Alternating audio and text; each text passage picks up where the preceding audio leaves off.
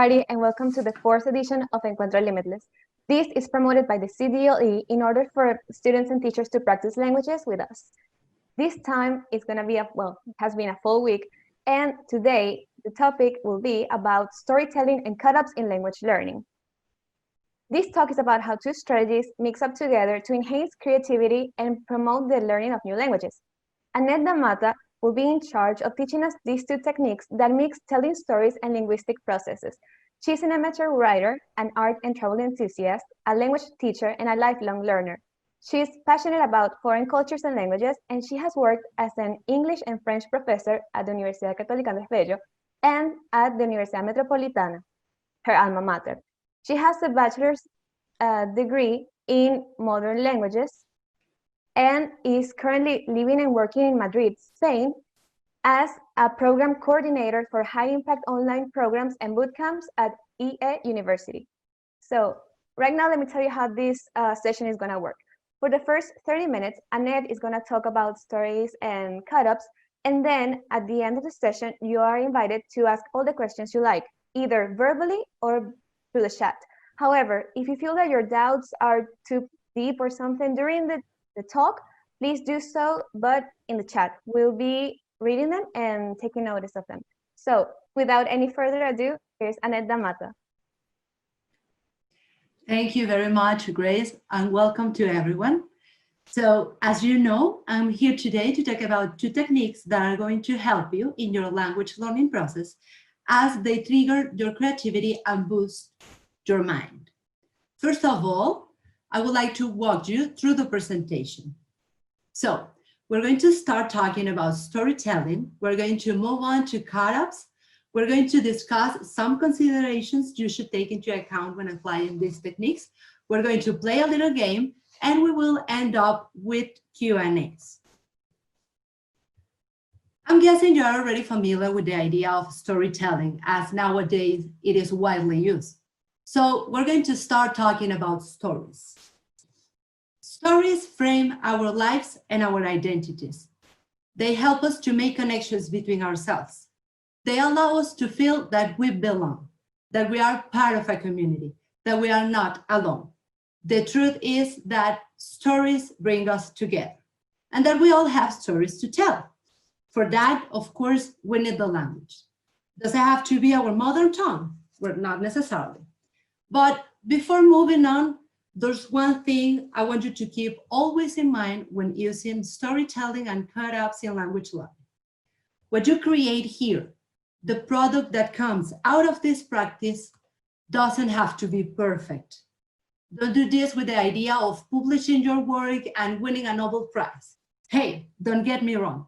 If you do, great. I'll be the first one applauding you. But first of all, do it just for fun.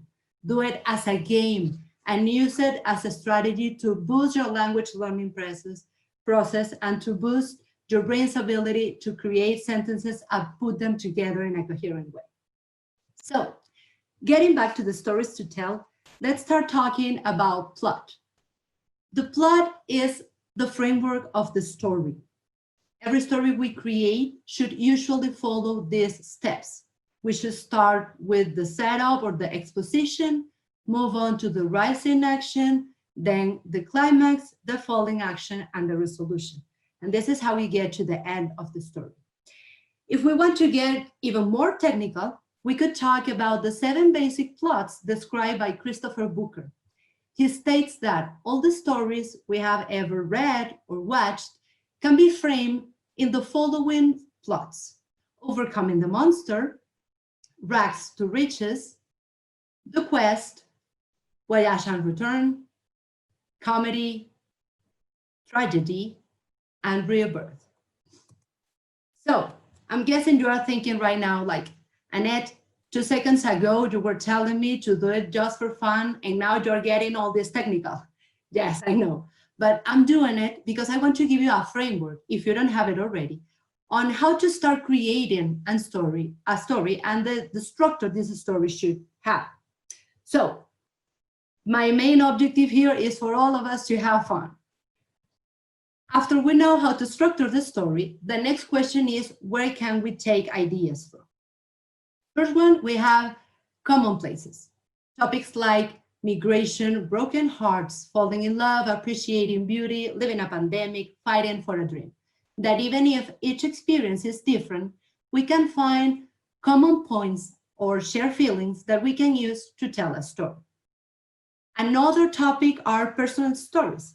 Here, I'd like to make two distinctions. First of all, own experiences, which are things that we have lived in our own skin. Here, for example, I could tell you about how I felt when I first moved to Madrid and how the blue sky of this city reminded me of Caracas blue sky.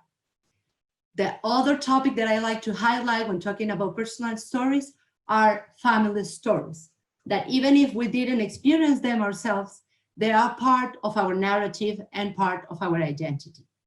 Here, I could tell you, for example, about the day my grandfather, after having lost everything in El Caracazo in 1989, told my dad and my uncles, "They have taken everything from us, but what we have here, they haven't taken it." And that's actually a statement that I carry with me as a motto in challenging times. But I could also tell you about the time my dad published a post on the newspaper for my mom on Valentine's Day. And those are true stories. So when we're talking about using stories for language practice, we can try to narrate any of these stories, or we can go to the stories of our imagination, which can be as wide and diverse as we allow them to be. So back in the 2010s, I was working as a French professor, and I wanted to find a way for students to practice out of the fixed dialogues of the book. Then I thought about creating stories, as I felt it made students think about how to connect ideas and how to use verb tenses appropriately. I didn't want for students to feel exposed, so personal stories were out of the table. I decided to grab a bunch of verbs in tiny papers and put them inside a bag and do the following activity again and again.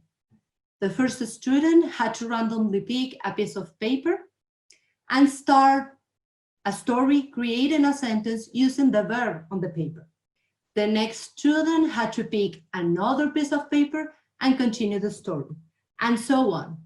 The story had no restrictions, as long as the verb tenses were appropriately used and the story was grammatically coherent. The truth is that we could end up telling the story about that time I met my neighbor's dog, the one that loves eating artichokes, and that traveled to the moon in a magic carpet, singing, "I will survive." And this is how we get to cut-ups. So there was I, minding my own business when suddenly coronavirus. As intense as you imagine I can be, I felt the need to find meaning within this quarantine. So I got very serious with my meditation practice. I started journaling, and I needed something that challenged me intellectually, something that helped me keep my mind busy in a good way. Some might say I have a restless mind. So that's when I decided to go back to creativity. Somewhere between TED Talks and Mi Astral Summits, yes, I am that woman, I discovered Gabinete de Curiosidades podcast by Nuria Perez. There, in a chapter called Hagan Juego, I learned about William Burroughs and how his cut-ups technique has influenced artists during decades. If you haven't heard about this, please allow me to have William Burroughs himself explaining it. Now, these experiments started not on tape recorders, but on paper. In 1959, Brian Gysin said that writing is 50 years behind painting, and applied the montage technique to words on a page. And this technique had already been used in painting at that time for 50 years. It was, in fact, kind of old hat in painting. Brian copied out phrases from newspapers and magazines, then took a scissors and cut these selections into pieces and rearranged the fragments at random. And these cut-up experiments appeared in Minutes to Go in 1959. When you experiment with cut-ups over a period of time, you find that some of the cut-ups and rearranged text seem to refer to future events. I cut up an article written by John Paul Getty and got it's a bad thing to sue your own father. This was a rearrangement and wasn't in the original text. And a year later, one of his sons did sue him. We had no explanation for this at the time, it just suggesting the press, when you cut into the present, the future leaks out. But we simply accepted it and continued the experiments. The next step was cut-ups on the tape recorder, and Brian was the first to take this obvious step. Now, here are some tapes which Brian made with all the technical facilities of the BBC in London, and they show, I think, what can be done with a human voice and one phrase. All active, calling all reactive agents. Calling all active agents, calling all active agents, So, saving the distances, as I don't consider myself an artist, I remember my Ziploc bag full of cut-ups of verbs that students didn't like so much, but I loved. And I thought to myself, we can use cut-ups in language learning. So I started experimenting. I took one of my favorite songs, We're Fishes by Radiohead, did cut-ups with the lyrics and created a text. Then I thought to myself, great, this is very nice, but I need to take this to the next level. So I did the same with Portuguese, which is actually the language that I'm currently learning. I took one of my favorite songs in Portuguese, which is Aguas de Março by Elis Regina, did cut-ups with the lyrics and created this text. Each content you hear or read can be used to create something new by rearranging the words.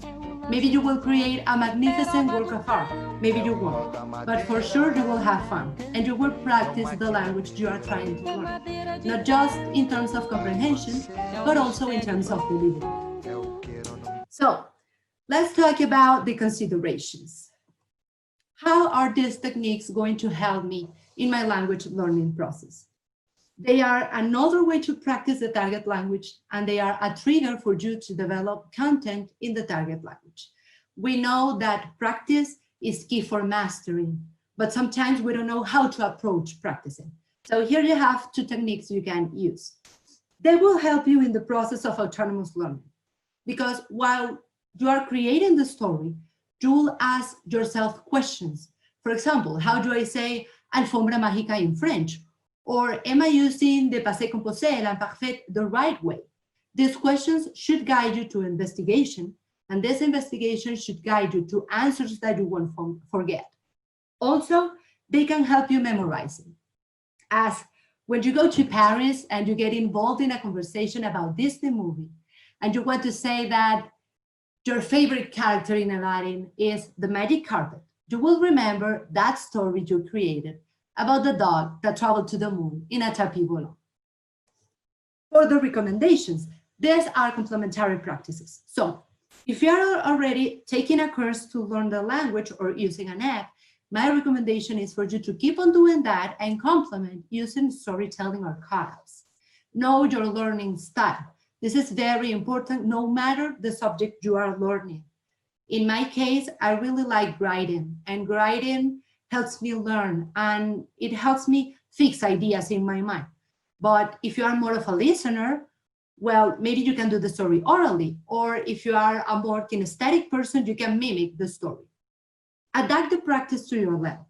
It is true that we have to challenge ourselves, but there's a difference between challenge and frustration.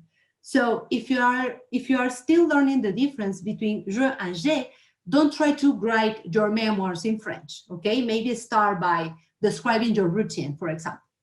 And finally, embrace creativity. I've shared here some options on how to apply these techniques, but if you can think of a new one, great, do it. And please share it with the rest of us.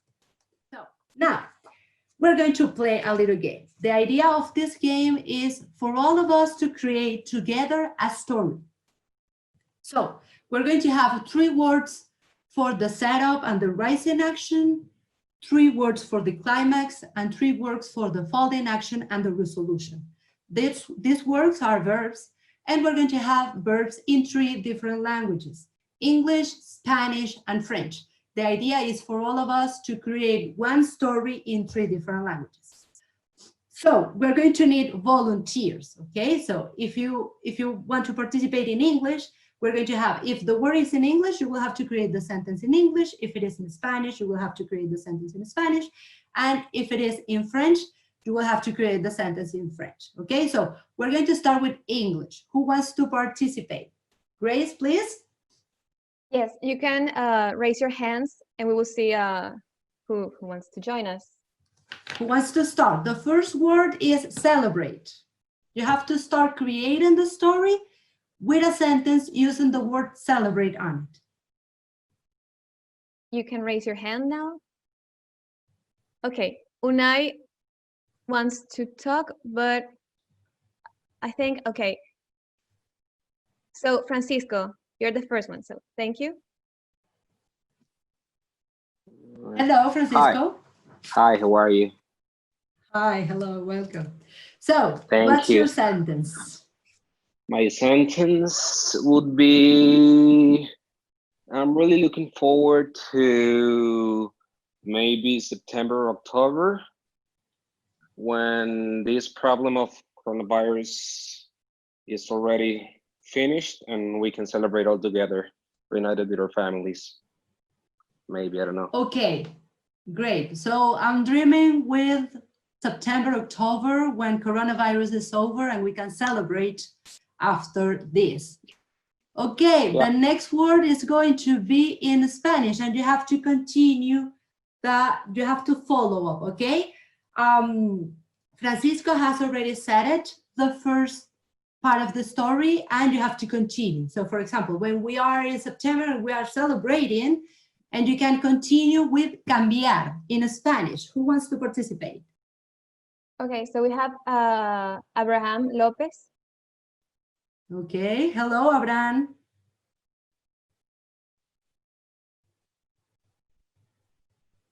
Okay, we're waiting for him to unmute. Okay. Hi. Hello, Abraham. Your sentence is Do you in hear me? Spanish. You got the word in Spanish. Ok. A ver. Continúa desde donde lo dejó el compañero, ¿no? Exactamente. Ok. Con lo que viví durante la cuarentena, espero poder cambiar. Algo de Espero mí poder mismo. cambiar, ¿ok? ¿Puedes complementarla un poco más? ¿Cambiar en qué sentido? Ojo, tampoco nos tienes que dar, ¿no? Aquí revelar tus intimidades, pero No, claro. cambiar el estilo de vida, por ejemplo, o cambiar algunos No, hábitos. cambiar mi estilo de vida. Sí. Cambiar el estilo de vida, perfecto. So, we are going to get to September and we're going to celebrate and then we're going to cambiar nuestro estilo de vida luego de haber reflexionado sobre todo lo aprendido en la cuarentena. Ujú. The next word is in French and we have voyager. Okay, who wants to? Okay, Camila wants to participate. Bonjour Camila. Bonjour, ça va? Oui, ça va et toi? Bon, Alors, on va changer notre style de vie Oui. et j'espère qu'on pourra voyager où on veut. Très bien. So, Camila just said that she hopes we will be able to travel wherever we want to go. Okay, so now we're getting to the climax of the story. So, I need something to happen, okay? The next word is in English. Braid.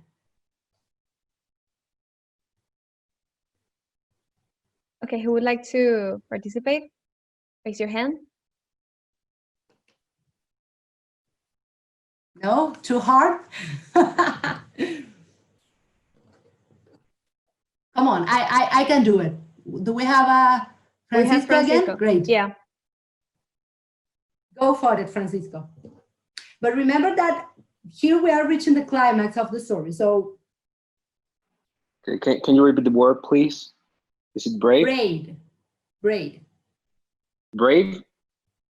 Yes, like what Okay. you do with your hair. Well, not you, but women usually do with our hair, like braid. I don't know. I mean, to reach a climax with that word. For example, I could tell you, I hope that on September or maybe on December, after I return from my travel, while I'm braiding my hair, I hope I don't get the news that we have to go on quarantine again because of coronavirus. Okay. I would like to have, I mean, if it's okay, like a minute to think about it. Of course.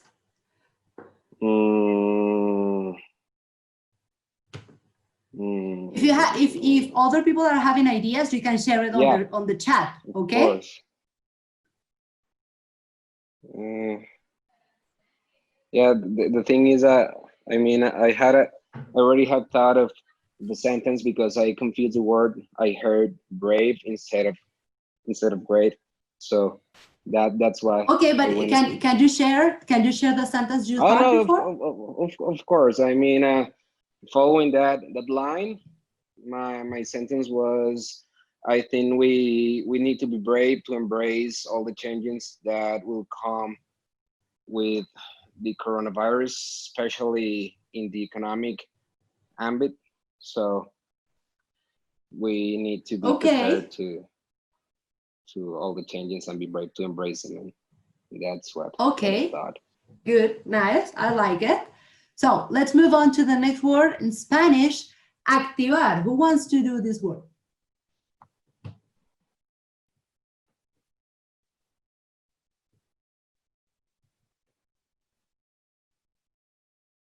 Don't be shy. Come on, activar is easy.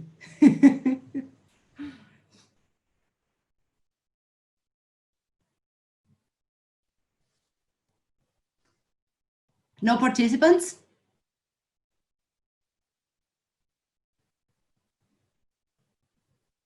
Okay, I think Will Mary wants to, let me find you in the chat.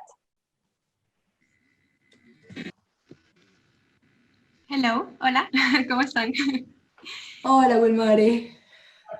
Activar, preguntar si pudiese usar reactivar, pero sería otra palabra.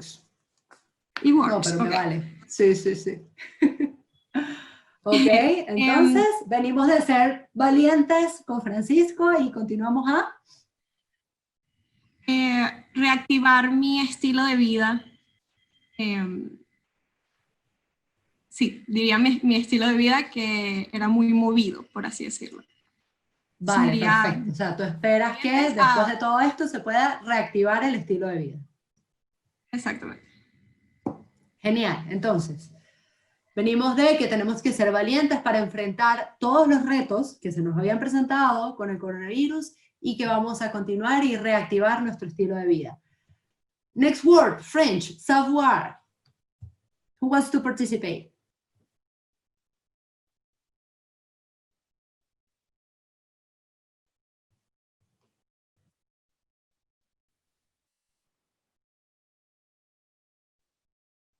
Camila again wants to... Okay, let's do it. Ah, pardon. Bonjour. Bonjour, c'est pas grave. Bon.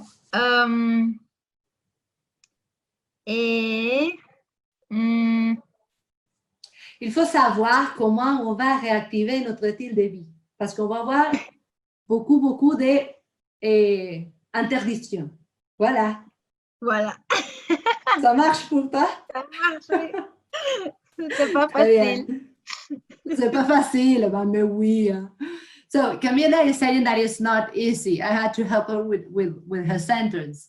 We are telling that savoir means know. So the sentence is that we need to know how are we going to reactivate our lifestyle if we're going to have so many restrictions. So we have 3 words left to reach the resolution and the conclusion of the story. English, challenge.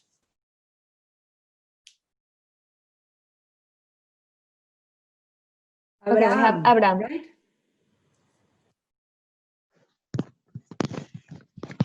Okay, my final sentence should be, we all shall overcome this challenge and be together. Great, I love it. Very, very inspiring and optimistic. Next one, heredar in Spanish.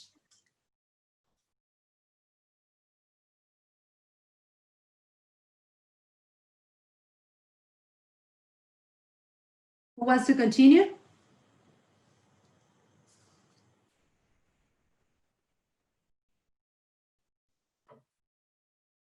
No one? Come on, we are Okay, we have Victoria. Victoria.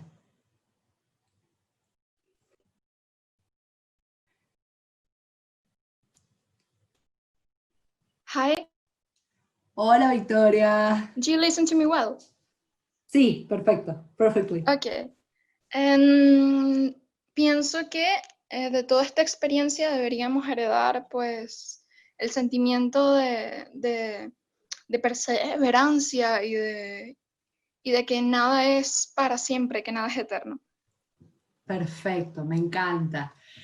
And finally, the last word in French, brûler. Brûler means burn. If with burn or quemar, you have an idea, share it on the chat, okay? Doesn't matter if it is not in French. Somebody?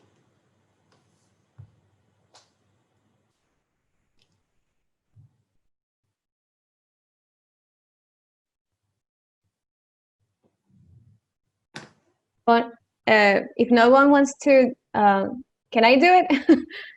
Yes, of course, Grace. Ok. Après tout, je pense que c'est le temps de brûler tout notre passé et voir la vie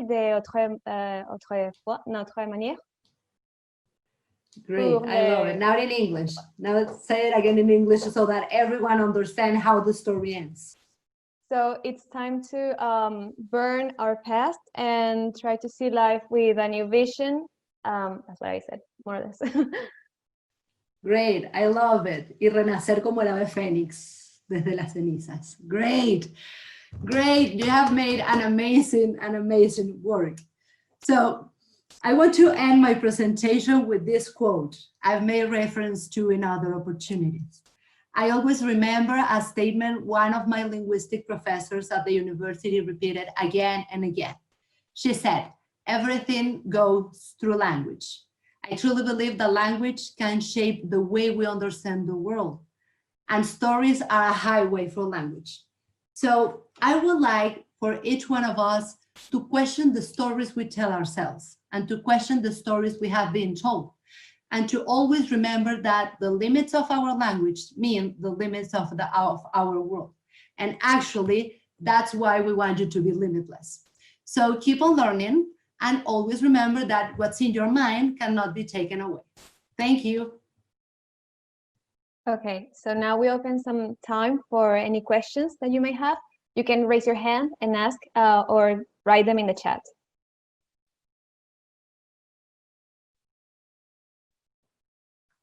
Okay, we have Camila. Hi, sorry, I keep raising my hand, but it's just, I just wanted to say that I thought your presentation was very cool. I really liked it, very dynamic. And I also wanted to ask you if you had ever tried the tapes thing. It sounds really interesting. I can't even imagine how they put it together by cutting up tape and then doing another tape. Nowadays, I was thinking to put it in our modern world. Maybe it could be with videos, like to create little frames of videos together. Maybe that would be the modern equivalent of tapes. Yes, for sure. I haven't tried it with tapes. Actually, I'm very into writing, so you know I kept it that way. But if you listen to the podcast I recommended, Gabinete de Curiosidades, there you're going to learn like many artists, like when the Beatles in Sgt. Pepper's, they use the technique of the tapes. And also Radiohead, for example. Well, maybe I don't know if you know Radiohead. I'm feeling a little old with these references, but also Radiohead in one of the CDs, Kid A, it is named. They use this technique, and when you actually pay attention, you can hear the effects and the differences. So actually, what I wanted with this presentation, and thank you very much for your feedback. What I wanted with this presentation was to inspire you. I mean, you can do whatever you think about with these techniques, either on tape, also videos. Maybe we will have to investigate a little further. Maybe they are already doing it with videos. I don't know. But I also think that could be very, very interesting. Thank you, Camila.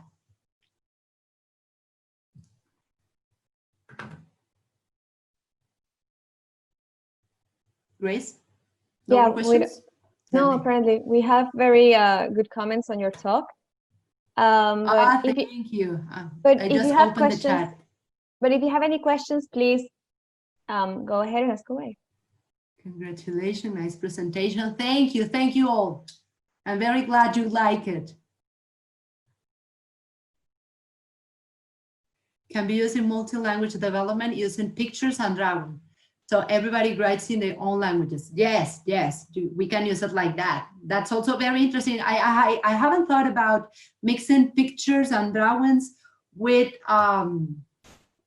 storytelling and cut-ups, but it will work perfectly. Thank you, Paul. Thank you, Andrea. You like the music references. Thank you. Makes everything more meaningful. It is. What do you mean young students? Because I usually work with university students. That's, like the age I usually work with. If you mean like more of teenagers and kids, I haven't tried it. No, I haven't. Maybe with teenagers, the storytelling and the cut-ups will work perfectly, because the thing that I also like about cut-ups is that you can take a text or a song that you like. So just start working with a text that you already like. So what you're going to create is going to be great. And yes, but maybe with kids, it will have to be with drawings or with images, and allow them to create the story using the images of the drawings. I have no experience working with kids, but I imagine something like that could work.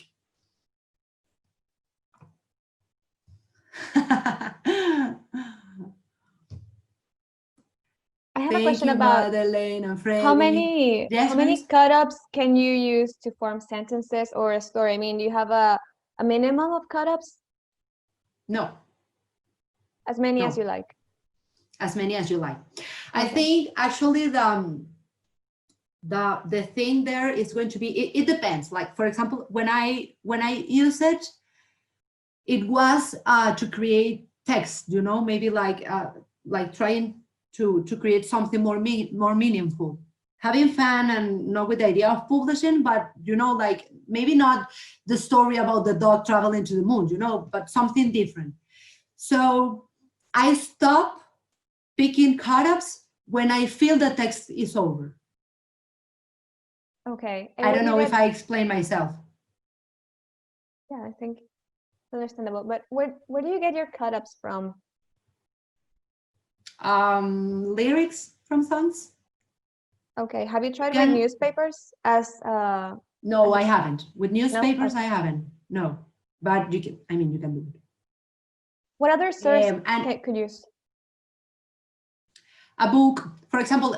One other example that they share in the podcast. A writer took a book that he loved, and he created a new book, making cut-ups of the original book. Okay, wait. Francisco has a question. Mind-blowing. Yes, Francisco. I have a question about when you were talking about images as cut-ups. I don't know if it counts, but when you talk about memes and stickers, I mean, could that count as a cut-up for storytelling? Although they're not, they're digital and not like a physical thing. Yeah, for sure they will work because they are a trigger, you know. So maybe, for example, the GIF that I use on the presentation, I could show you those GIF and ask you to create a story with that. So maybe, or for example, if I can give you, you know, like the cut-ups, and you can rearrange them, and in that way you will be using the cut-ups, and you could either ways start telling a story with that. Perfect. Good. Thank you. You're welcome. Thank you, Fabricio, for your feedback. Exactly. Memes are based in relatable situations. Completely agree. With Mari. How can we develop the skill to tell a good story? Only personal or family experiences? Okay, no.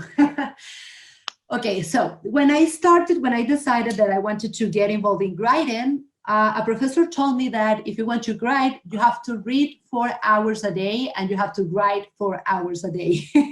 So that's a lot. But what I want to tell you with this is that the only way to know how to create a good story is, I'm going to talk about writing because it's what I do, okay? Is reading so that you start getting the feeling of the text and the rhythm of the text, and then start writing, no matter what. I mean, the first text, they don't have to be good. You can write about anything you want to. There are a lot of triggers, like for example, pick an object on your table and write a story of that object. Or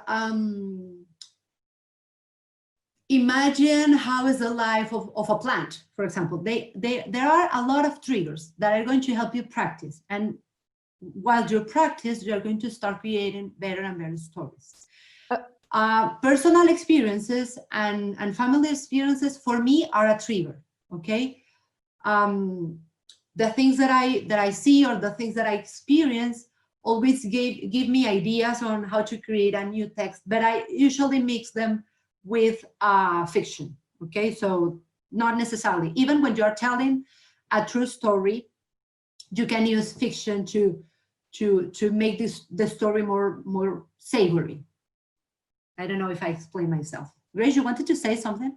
Yeah, no, that even right now you explained to Wilmari the response, but you have another one from Abraham Lopez.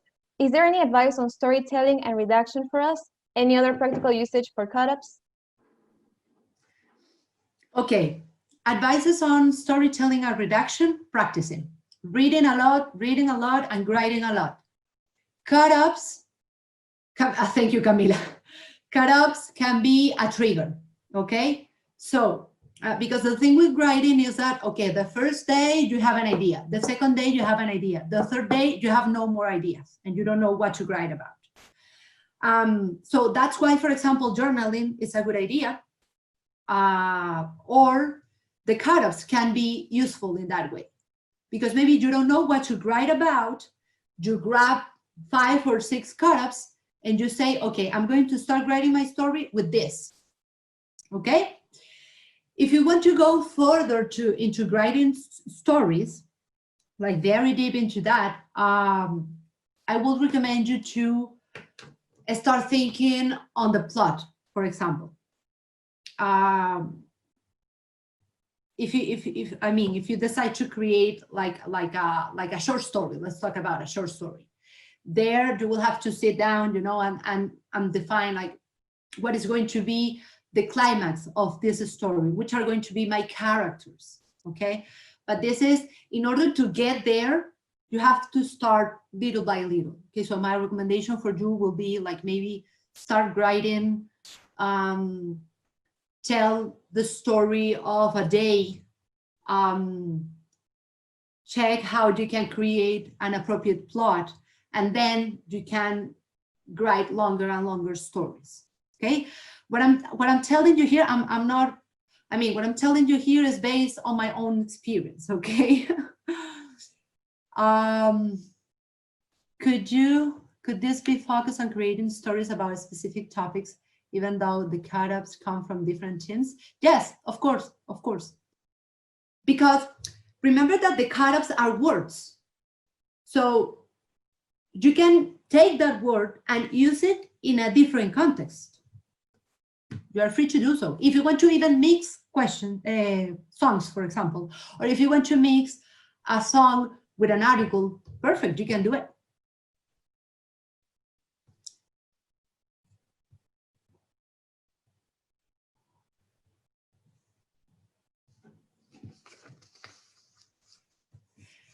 Yes, Karen, I'm going to answer your question in in English. Yes, of course, we can use it to teach new vocabulary. In that case, I will recommend you to use the cut-ups of the vocabulary you want to learn. Okay, and you can complement in the case of language learning, you can complement the cut-ups with other instructions. Like, for example, you will have to use these words. Let's imagine we are talking about reflexive verbs. And you will have to use these verbs. Those are going to be your cut-ups, but you will have to describe a routine, for example. Okay, and then you are matching cut-ups with another instruction.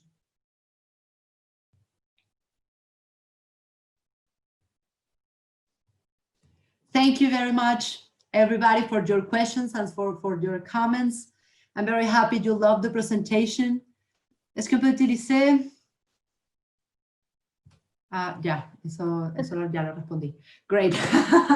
So, are there any other questions? You're welcome. Thank you, all of you, for participating. You can find me on LinkedIn, okay? If you want to go deep on this topic, you can contact me through LinkedIn, and I'll be more than glad to keep on sharing this topic. Thank you, Annette, for joining us today, and thank you everybody for being here and interacting with us. It was great to have you. Thank you so much. And please remember to follow us on Twitter and Instagram at CDLE_UCAB. Thank you. Bye-bye.